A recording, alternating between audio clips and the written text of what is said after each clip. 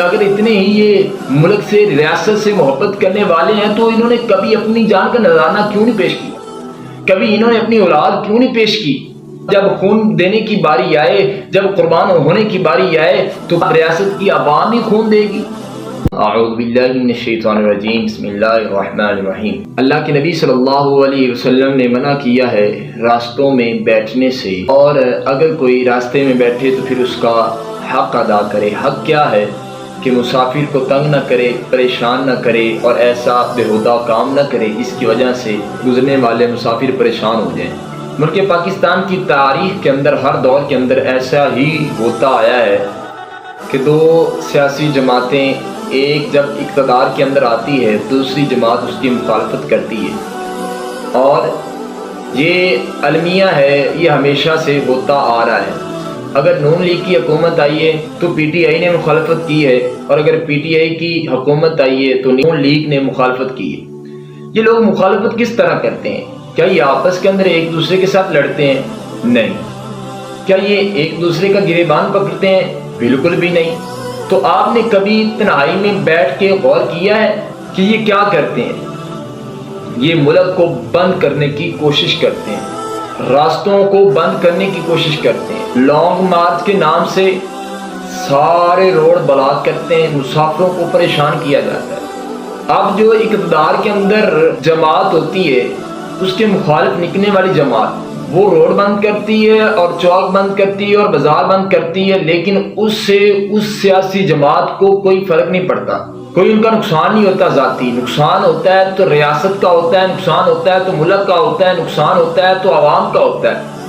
بلی کا بکرا بنتی ہے تو عوام بنتی ہے، بلی کا بکرا اگر کوئی بنتا ہے تو وہ ادارے بنتے ہیں، بلی کا بکرا وہ بنتے ہیں جو بیچارے ادارے ہوتے ہیں، جو پولیس کے اندر جو اپنی ڈیوٹیاں کر رہے ہوتے ہیں، جس کی ماں انتظار کر رہی ہوتی ہے، جس کے بچے انتظار کر رہے ہوتے ہیں، جس کی بیوی انتظار کر رہی ہوتی ہے کہ میرا خامد، میرا بیٹا، ہمارا باپ وہ ڈیوٹی پر گیا ہے اور شام کو گھر آ جائے گا، لیکن پتہ یہ چلتا ہے کہ وہ سیاسی جلسے کی زد میں آ کر شہید ہو گیا۔ کبھی آپ نے سوچا ہے یا کبھی آپ نے سنا ہے کہ کسی سیاسی بندے کا بیٹا اس کو نقصان پہنچ گیا؟ کبھی آپ نے سنا ہے کہ سیاسی بندے کو یہ نقصان پہنچا ہے، اس کو شیل آ کے لگا ہے یا اس کو گولی آ کے لگی؟ ایک تنکا ان کو ٹچ نہیں ہوتا۔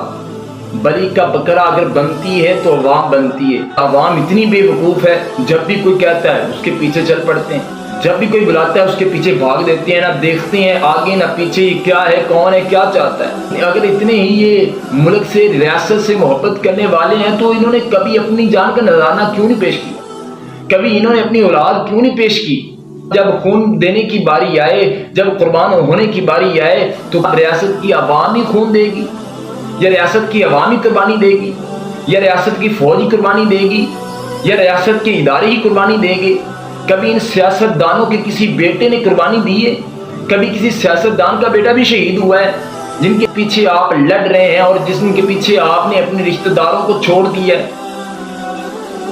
اور حالت ہماری یہ ہے، ہم ان کی خاطر اپنے بھائیوں کو ناراض کر رہے ہیں، وہ ہمیں جانتے تک نہیں، اور ہم ان کی وجہ سے اپنے بھائیوں کے ساتھ تعلق خراب کر رہے ہیں۔ وہ ہمیں جانتے تک نہیں اور ہم نے ان کی وجہ سے اپنی برادری، اپنے رشتہ داروں کو چھوڑ دیا، اپنے خاندان کو چھوڑ دیا۔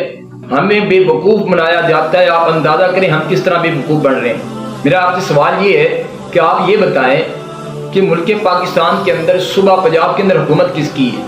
جواب یہ آئے گا کہ جی کاف لیگ کی۔ KPK کے اندر حکومت کس کی ہے؟ عمران خان کی ہے جی۔ ملک کا وزیر اعظم کون ہے؟ وہ نون لیگ کا وزیر اعظم ہے جی۔ تو پھر آپ سوچیں اور سمجھیں، غور و فکر کریں۔ سب نے مل کر ملک کو گھیرا ہوا ہے، لوٹ رہے ہیں اور کھا رہے ہیں، ایک دوسرے کے اوپر صرف اور صرف کیچڑ پھینک رہے ہیں ہمیں بے وقوف بنانے کے لیے۔ اس لیے ان سیاسی جماعتوں سے دور ہو جائیں، ان سیاسی جماعتوں کو چھوڑ دیں، اپنی جماعت لے کے آئیں، اسلام کی جماعت، اپنی جماعتوں کو آگے لے کے آئیں اقتدار کے اندر۔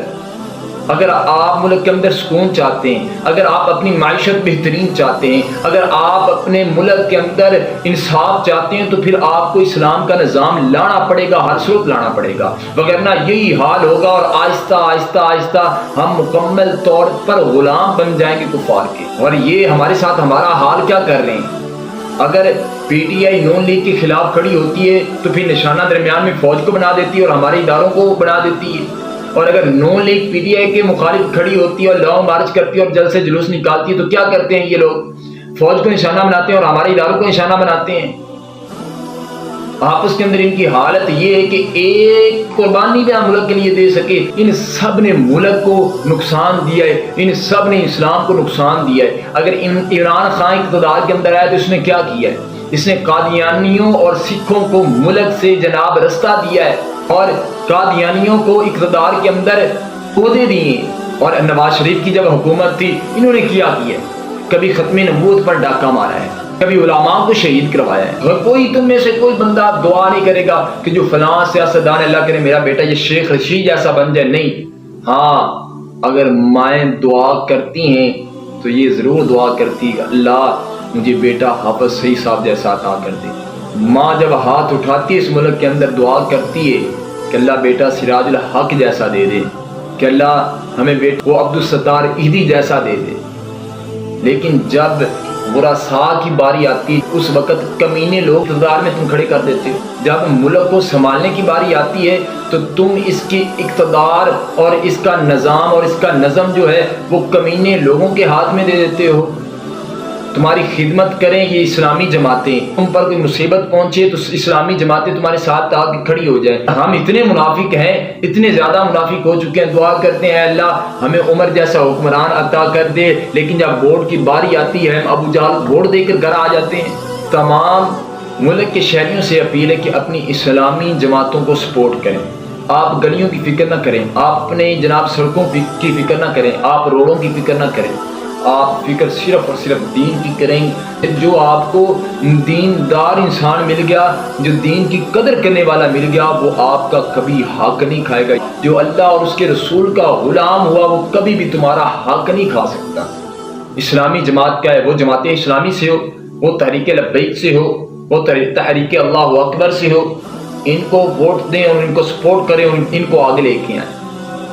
ایک ایک فرد غور و فکر کرے گا پھر انقلاب آئے گا۔